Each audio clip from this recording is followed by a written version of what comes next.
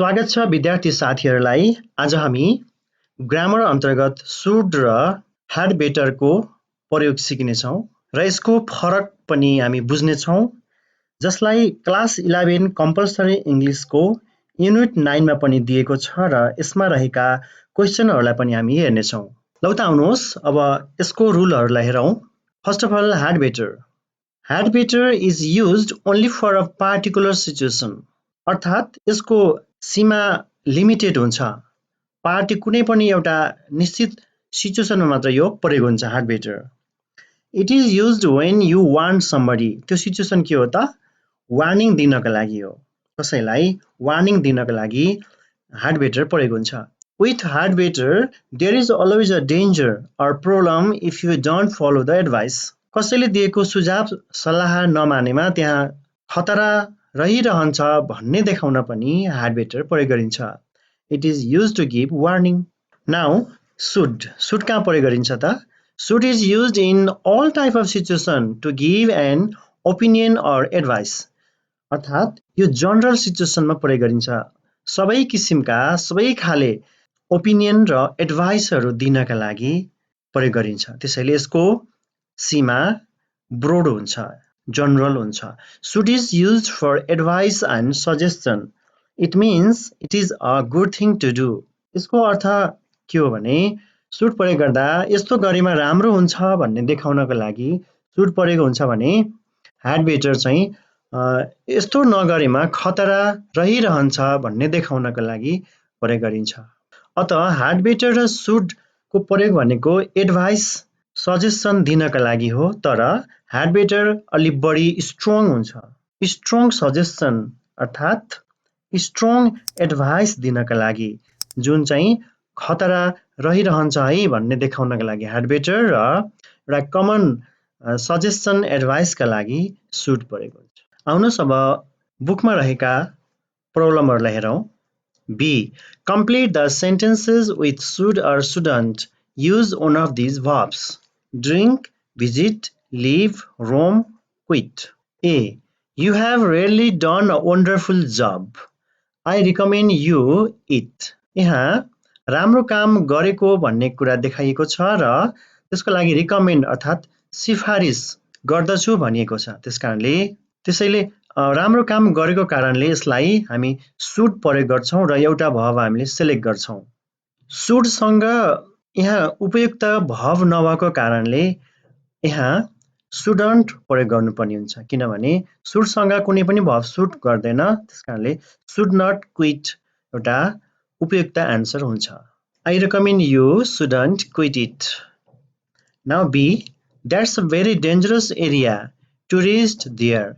यहाँ dangerous area भनेको कारणले there should not visit. Should अथवा शुड नटसँग एउटा भव सेलेक्सन गर्दाखेरि शुड नट भिजिट नै यहाँ उपयुक्त एन्सर हुन्छ। Tourist shouldn't visit there. Now see. I am going to be late. Do you think I now? Late हुँदैछ भनेपछि do you think I now यहाँ लिभ हुन्छ। Do you think I should leave now? Do you think I should leave now? Now D. Children sugary drinks. It's not very healthy. मतलब खानु हुँदैन भन्ने अर्थमा छ, त्यस कारणले यहाँ नेगेटिभ लगाउनु पर्छ। त्यसैले यहाँ नेगेटिभ बनाउनु पर्ने हुन्छ यो सेन्टेन्सलाई। Children should not drink sugary drinks. Should not drink. Children shouldn't drink sugary drinks. It's not very healthy. E. I have lots of homework. I here and there today. I have lots of homework. I should not roam here and there today.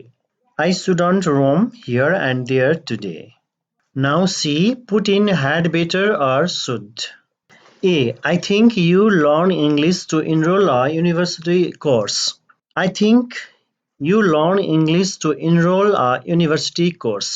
यहाँ English सिक्दा राम्रो हुन्छ, सिक्नु पर्छ भन्ने कुरा देखाएको छ युनिभर्सिटी कोर्समा भर्ना हुनका लागि। त्यसैले यहाँ common sense, common idea, common suggestion, advice लगाएको कारणले यहाँ शुडको प्रयोग उपयुक्त हुन्छ। Now B. It's a great film. You go and see it. Film राम्रो भएको कारणले उत्कृष्ट भएको कारणले तिमीले हेर्दा राम्रो हुन्छ यो पनि एउटा common all type of situation अर्थात् जनरल सेन्सको एडभाइस छ त्यसकारणले यो सिम्पल रहेको कारणले you should go and see it now see I have to meet my friend in 10 minutes यहाँ सिचुएसन कन्डिसन हामीले बुझ्नु पर्दछ भेट्नै पर्छ भेट्नुपर्छ भन्ने यहाँ बाध्यता छ I have to meet my friend in 10 minutes. 10 मिनटको एउटा लिमिटेसन पनि दिएको छ एउटा स्पेसिफिक सिचुएसन छ यहाँ I go now or I will be late ल हेर्नुहोस् यहाँ डेन्जर कुरा देखाएको छ नत्र के हुन्छ त I will be late हुन्छ त्यसकारणले यहाँ had better के हुन्छ त पर्फेक्ट एन्सर हुन्छ I had better go now or I will be late. Now D. These biscuits are delicious. You try on.